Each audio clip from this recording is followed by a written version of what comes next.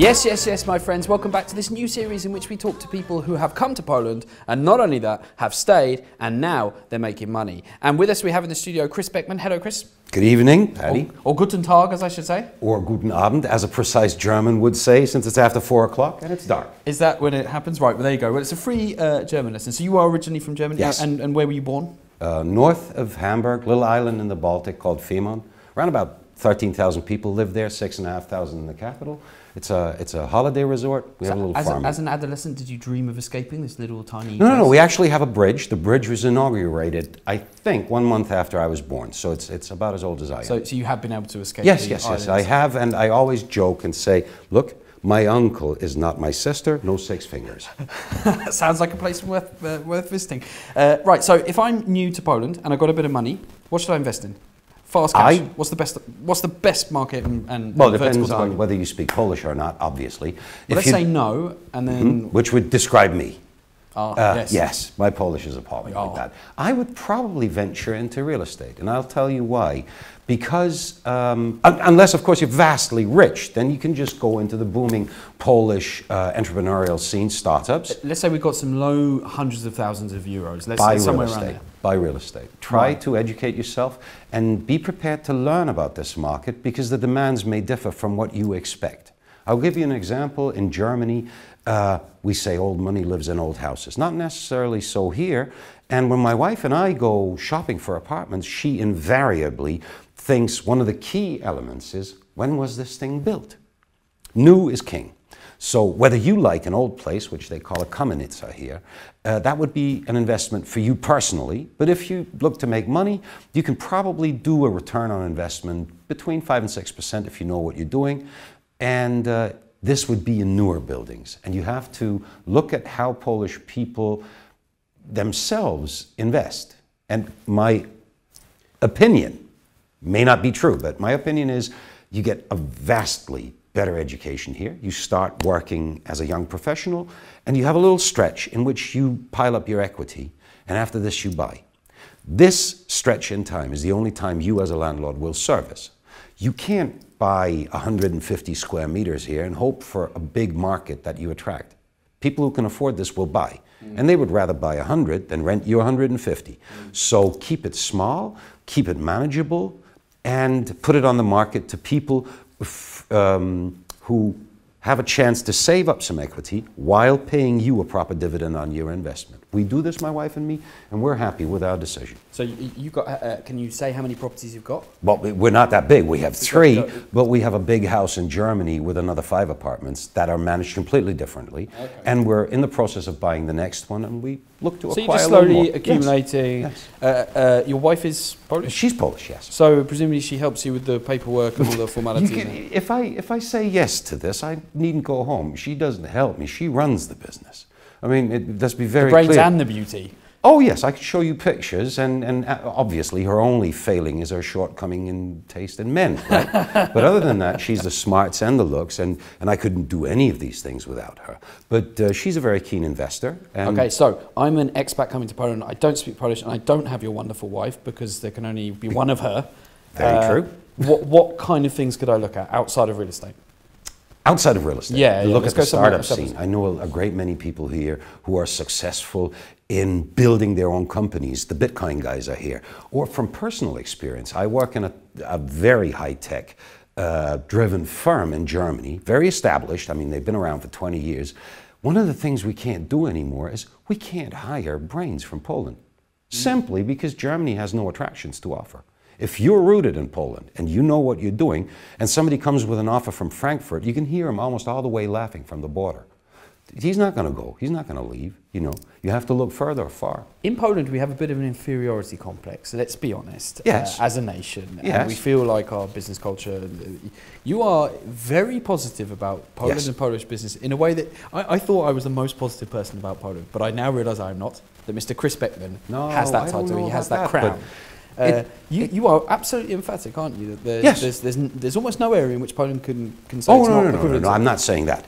But if you, I mean, I roam in the expat circles. We all know the grumpy expat, yes, who came here in the early 90s, and he still thinks pretty much everything is better where he left, which makes me ask myself, well, Why didn't you stay? Or why don't you go back?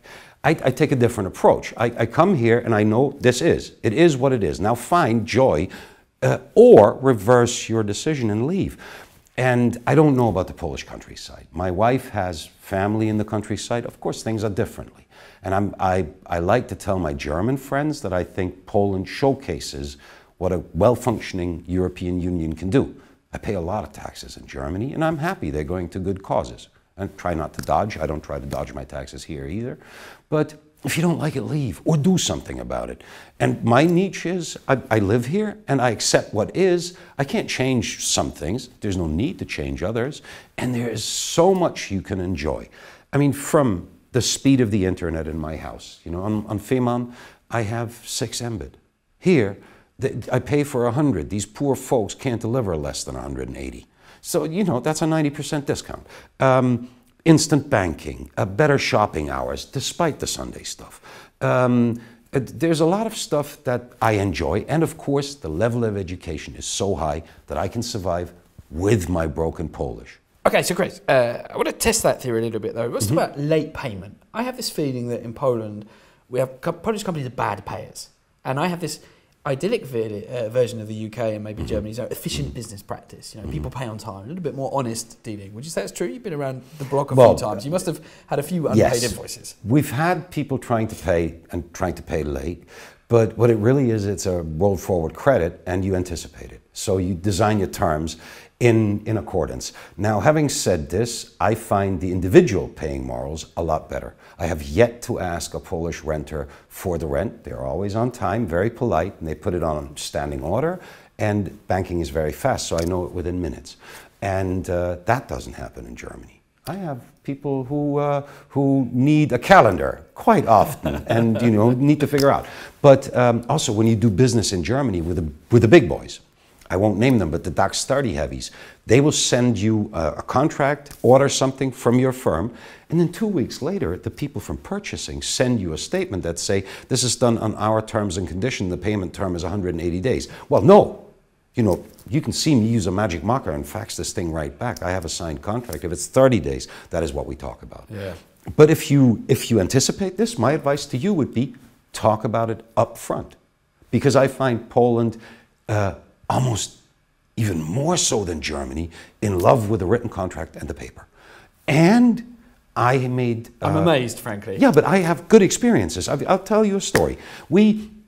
For the apartment that my wife and me live in, we decided to be a little outrageous. We wanted a very certain type of wood floor, white oak, which anybody, you go to Hollywood and ask for an interior designer to trump your mansion, he'll probably come to Poland and say barley neck oak or you're not playing in the real class. So I got a guy, and Pan Andrei, and he came with a contract. And he had 3 milestones, one to purchase, which is okay. He's a small firm, so he doesn't want to outlay the cash to buy my wood.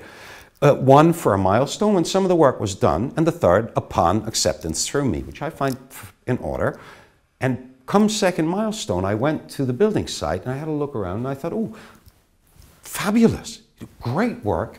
So I opened my laptop and I paid the second tranche. The next day I went there, there's a man running there with, you know, his suit flying, and I said, excuse me, are you Pan Andrei? And he says, I have no time for you. I have to go to this building site. The guy already paid. That has never happened to me. And I said, yeah, but that was me, you know. But I like your work and I know what my contractual obligation is. You do this one time, the word spreads, all the contractors love us because we pay on time. So, you know, if you think it's a problem, start at your own business and pay yours on time first. Do you get a foreigner bonus in dealing with Polish businesses? No, you don't. Or is it in reverse? In other words, they add an extra zero onto the end of every price? No, they don't do that because the internet is the great equalizer. You can look everything up there. But it helps when your wife speaks Polish, and I'll be honest, Marie designed everything from starting point to timetable to all that. She's a master executor there. No, but in the taxis, yes, they will try. And I can speak enough Polish to jump in at the airport and make very clear to you that Saska Kępa is not reachable by way of Konstantin. But that is, you know, that's something... That is a useful skill when yes. getting into the airport. Yes, taxi. of course, then they start telling me the story of their life in Polish, only to find out that the other sentence is nie rozumiem. Let's go back then to yes. those early days when you first... Why did you come to Poland? What was it like then? And I guess the big picture, how much has it changed since then? Okay, so I went to boarding school, and my best friend comes from a very wealthy family, and good man that he is, he tried to make it on his own. He didn't like that people said, oh, it's just your parents' money. So he went looking for investment opportunity, which didn't pan out. He backed out of it because he didn't like the business partners. And on his way back from further east, shall we say, he came to Poland. He did a project here in the days where Deutsche Bank had no representation. I'm not talking about a logo somewhere. Yeah. I'm talking about there was not a single person that knew who his counterpart in Deutsche could be. So he did it all by himself. He did a massive building project. It was the first of its kind. I'm not free to say, but probably every single Polish client of yours that watches this has been to one of the places that he thought up in the first place. And he sold it in a private auction and made a truckload of money. A truckload. An absolutely insane amount. It was dual-digit millions and substantially so. So he called me and he said, what am I going to do? And I said, well, you're going to repatriate the money and come back to Germany and stop working once and for all. And he said, that's morally wrong. The money was made in Poland. It belongs into Poland. You should do something with it here, don't you think? And I thought, you know what, maybe he's got a point. And then he started calling and saying, well, Chris, come see me. And you know, I had all these prejudices. Can I say them? It's not politically correct. Yes, say it. But go ahead. In my mind, Poland had Kiełbasa, two-stroke engines, coal power, gray buildings, miserable, grumpy guys, and the most beautiful women in the world. And that one driver wasn't exactly enough because they traveled and they came to Berlin, where I then lived and all that. And my buddy said, you got to come. So I come here in the summer and I can't believe what I'm seeing. I mean, the drive then was, you could either decide to say a lot of things don't work. But if you want to do that, you can be an American in a flat in Mayfair and talk about Victorian plumbing. You can find something negative. Or you can come here and say, oh Lord, you know, it's happening. All these people are on the move. They're building a new country. Something is happening here. It's great. And you see a lot of smiles. You see careers being made. People who left the country, got a bit of an education, started in banking. They took leaps in their careers because they spoke Polish. It was exciting. It was fun.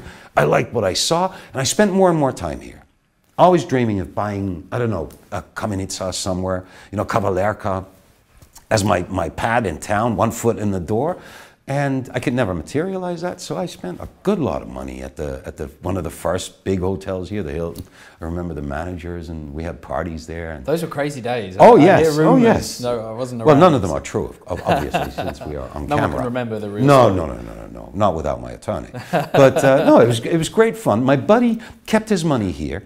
And came into more opportunity, and he made something off of it, and he convinced me. I didn't have enough money in those days. I mean, early 90s, you know, I was skint.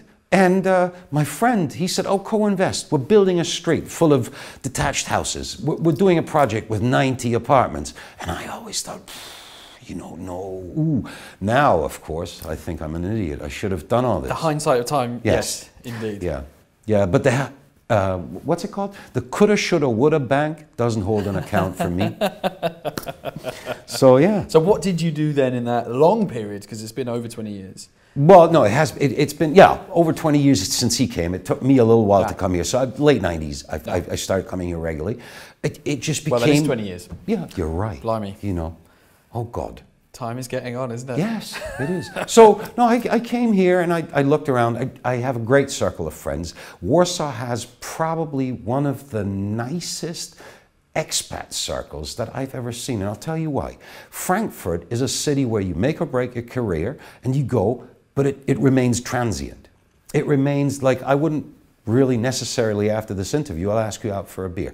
I probably wouldn't think about doing that in Frankfurt for the simple reason that you're there to do your stint, and after 18 months you're gone, why would I bother? Yeah. But here, so many people stay. We have the nicest expat circles here.